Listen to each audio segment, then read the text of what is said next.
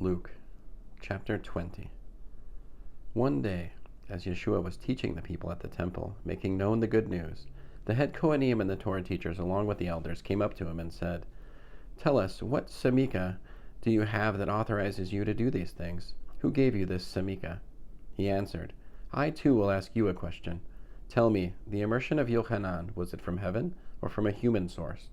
They discussed it among themselves, saying, "If we say from heaven," he will say, "then why didn't you believe him? But if we say from a human source, all the people will stone us because they're convinced that Yochanan was a prophet." So they answered, "We don't know where it came from." Yeshua said to them, "Then I won't tell you by what samika I do these things." Next, Yeshua told the people this parable. A man planted a vineyard, rented it to tenant farmers, and went away for a long time. When the time came, he sent a servant to the tenants to receive a share of the crop from the vineyard. But the tenants beat him up and sent him away empty-handed. He sent another servant. They beat him too, insulted him, and sent him away empty-handed.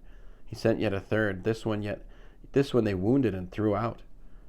Then the owner of the vineyard said, "What am I to do? I will send my son, whom I love. Maybe they will respect him." But when the tenants saw him, they discussed it among themselves and said, "This is the heir. Let's kill him, so that the inheritance will be ours." And they threw him out of the vineyard and killed him. Now what will the owner of the vineyard do to them? He will come and put an end to those tenants and give the vineyard to others.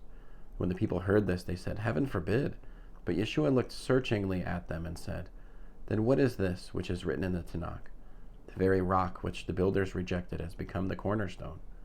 Whoever falls on that stone will be broken in pieces, but if it falls on him, he will be crushed to powder." The Torah teachers and the head Kohanim would have seized him at that very moment, because they knew he had aimed this parable at them, but they were afraid of the people. So they kept a close watch on the situation. They sent spies who hypocritically represented themselves as righteous, so that they might seize hold of something Yeshua said, as an excuse to hand him over to the jurisdiction and authority of the governor.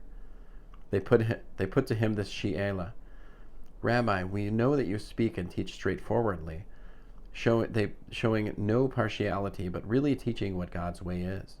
Does Torah permit us to pay taxes to the Roman emperor or not?" But he, spotting their craftiness, said to them, "Show me a denarius. Whose name and picture does it have?" "The emperor's," they replied. Then he said to them, "Give the emperor what belongs to the emperor, and give God what belongs to God." They were unable to trap him by anything he said publicly. Indeed, amazed at his answer, they fell silent. Some Sadducees, who say there is no resurrection, came to Yeshua and put to him a she'ela: "Rabbi, Moshe wrote for us that if a man dies leaving a wife but no children, his brother must take the wife and have children to preserve the man's family line. Now there were 7 brothers. The first took a wife and died childless. Then the second and third took her, and likewise all 7, but they all died without leaving children. Lastly, the woman also died. In the resurrection, which one's wife will she be? For all 7 were married to her." Yeshua said to them, "In this age men and women marry, but those judged worthy of the age to come and of the resurrection from the dead do not get married, because they can no longer die. Being children of the resurrection, they are like angels. Indeed, they are children of God. But even Moshe showed that the dead are raised. For in the passage about the bush, he calls Adonai the God of Abraham, the God of Yitzhak, and the God of Yaakov. Now he is not the God of the dead, but of the living.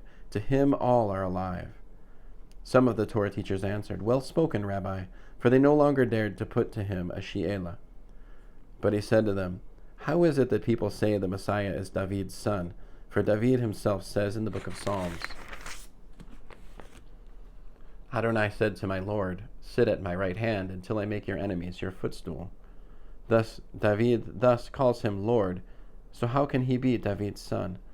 Within the hearing of all the people, Yeshua said to his Talmidim, "Watch out for the kind of Torah teachers that like to walk around in robes and be greeted deferentially in the marketplaces, the kind that like to have the best seats in the synagogues and the places of honor at banquets, the kind that swallow up widows' houses while making a show of praying at great length.